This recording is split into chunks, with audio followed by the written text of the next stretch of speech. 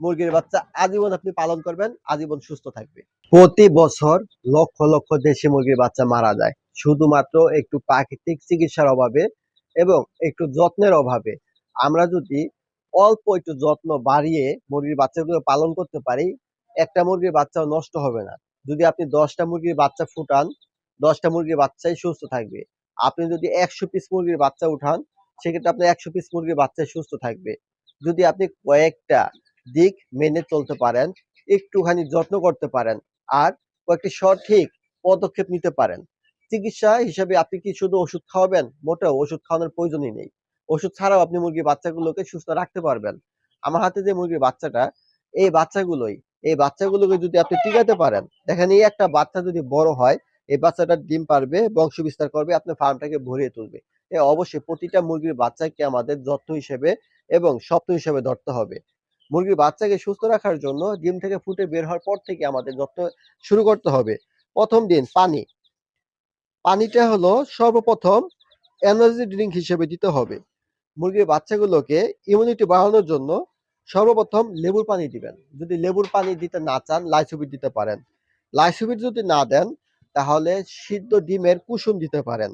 কুসুমটা হলো প্রোটিন। প্রোটিনের উৎস হিসেবে মুরগির বাচ্চার শরীরের ঘাটতি পূরণ করবে এবং দ্রুত বড় করার জন্য, ওজন বৃদ্ধি করার জন্য প্রোটিন খুবই প্রয়োজন। আপনি ডিমের কুসুমটা দিলে দিতে পারেন, আপনি চাইলে লেবু দিতে পারেন, আপনি চাইলে আখের গুড় দিতে পারেন। এগুলো হলো প্রাকৃতিক ভাবে। আপনি চাইলে ওষুধ যদি কিনে এনে দিতে চান, তাহলে আপনি ইমিউনিটি বাড়ানোর জন্য লাইসোবিট দিতে পারেন, গ্লুকোলাইট দিতে পারেন, ইলেকট্রোলাইট দিতে পারেন, ওর্সালাইন দিতে পারেন। সর্বপ্রথম পানি। পানি দেওয়ার 1 থেকে 1.5 ঘন্টা পরে খাবার দিবেন সোনালী স্টার্টার ফিড। এই সোনালী স্টার্টার ফিড টানা 30 দিন চলবে। খাবার হিসেবে একটা খাবারই সোনালী স্টার্টার ফিড। 30 দিন পর্যন্ত সোনালী স্টার্টার ফিড চালাবেন, অন্য কোনো খাবার না। 30 দিনের পরে গিয়ে অন্য খাবার। এবার আসি মুরগির বাচ্চাগুলোকে সুস্থ রাখতে আর কি করবেন আপনি? কোন ওষুধ খাওয়াবেন? মুরগির বাচ্চাগুলোকে সুস্থ রাখার জন্য আপনি যদি আমাকে জিজ্ঞাসা করেন যে মুরগির বাচ্চা সুস্থ রাখবো কিভাবে, আমি বলবো আপনি 2টা বিষয় ঠিক রাখেন। কি জানেন? সর্বপ্রথম তাপ। তাপ আপনি ঠিক রাখেন এবং মুরগির বাচ্চার খাবার ঠিক রাখেন। আপনার মুরগির বাচ্চা সুস্থ। দেখেন, তাপ না থাকলে মুরগির বাচ্চাকে আপনি ভালো কোম্পানির খাবার, ভালো কোম্পানির ঔষধ, ভালো কোম্পানির ভ্যাকসিন কোনো কাজেই আসবে না। আর ভ্যাকসিন ছাড়াও আপনি মুরগি সুস্থ রাখতে পারবেন। ভ্যাকসিন দিয়ে লাভ কি? ভ্যাকসিন দিয়ে লাভ হলো প্রতিরোধ ক্ষমতা বাড়ানো। দেখেন, এই বছর সবথেকে বেশি মুরগি ভাইরাসে আক্রান্ত হয়ে মারা গেছে। তারা কি ভ্যাকসিন দেয় নাই? অবশ্যই ভ্যাকসিন দিছে। ভ্যাকসিন দেওয়ার পরও মুরগি মারা গেল কেন? অবশ্যই আপনাকে বায়োসিকিউরিটি মেনে মুরগি পালন করতে হবে। আপনার মুরগিগুলোকে ইমিউনিটি বাড়াতে হবে। আপনার মুরগিগুলোর রোগ প্রতিরোধ ক্ষমতা বাড়াতে হবে। শুধু ভ্যাকসিনের চিকিৎসা হয় না, মোটেও না। ভ্যাকসিনের বাইরেও কিছু কাজ থাকে। আজকে ভ্যাকসিন ছাড়াই আপনি মুরগির বাচ্চা পালন পদ্ধতি আপনাদের শিখাবো। এই বাচ্চাগুলোকে আপনার প্রাকৃতিক উপায়ে পালন করবেন। খাবারটা প্রাকৃতিক উপায়ে দেওয়া যায় না, দিতে পারবেন, সেক্ষেত্রে আপনাকে পোকা উৎপাদন করতে হবে। বিটল পোকা আছে, তারপরে আপনার ব্ল্যাক সোলজার ফ্লাই আছে, আর অনেক ধরনের মাছি, পোকামাকড়, কেঁচো এগুলো দিতে হবে। এগুলো আপনি অত কোথায় পাবেন? তাই আপনি কি করবেন?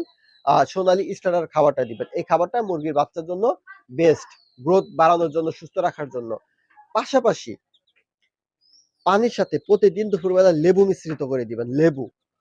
আর এই মুরগির বাচ্চাগুলোকে তাপ দিবেন সঠিক। যদি আপনি মা মুরগির সাথে রাখেন, তাহলে আপনাকে অবশ্যই খেয়াল করতে হবে যে মা মুরগিটা কি তাপ দিতেছে কিনা।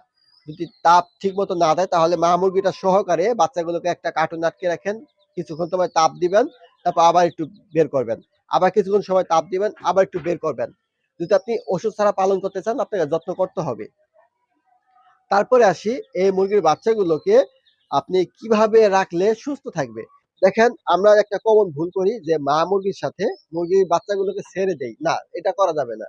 আপনি চাইলে মা মুরগির পায়ে রশি দিয়ে বেঁধে ছাড়তে পারেন, যাতে দূরে কোথাও না চলে যায়। এই বাচ্চাগুলোর একমাত্র শত্রু হলো পানি। পানিতে ভিজে গেলে ঠান্ডা লাগবে। আর হিংস্র কোনো প্রাণী, যেমন চিল, কাক, ইঁদুর, তারপরে চিকা, সাপ, এই ধরনের প্রাণীগুলো। তারপরে আরেকটা কি, যেমন ঠান্ডা, তাপ না পাওয়া, এই বিষয়গুলোই এই বিষয়গুলোই এই বাচ্চাগুলোকে অসুস্থ করার কারণ বা মারা যাওয়ার কারণ। এই বিষয়গুলো আপনি খেয়াল করবেন। আপনি মা মুরগিটাকে খাঁচা আটকে রাখতে পারেন, পলো দিয়ে আটকে রাখতে পারেন, মশারি দিয়ে টানিয়ে আটকে রাখতে পারেন, বা ওই যে আমি আগে বললাম পায়ের রশিতে বেঁধে রাখতে পারেন। মোট কথা হলো বাচ্চাগুলো আপনার যেন চোখের সামনে থাকে। যে আপনি অবজারভেশন করতে পারেন যে বাচ্চাগুলো সঠিক আছে কিনা, সুস্থ আছে কিনা, পানিতে ভিজতেছে কিনা, এই বিষয়টা খেয়াল রাখবেন। এই বিষয়গুলো যদি আপনি মেনে মুরগির বাচ্চাগুলো পালন করতে পারেন, তাহলে আপনার মুরগির বাচ্চা সুস্থ থাকবে। এবং এবার আসি চিকিৎসায়। চিকিৎসা কি দিবেন? দেখেন, সুস্থ রাখতে চাইলে তো আপনাকে অবশ্যই চিকিৎসা দিতে হবে।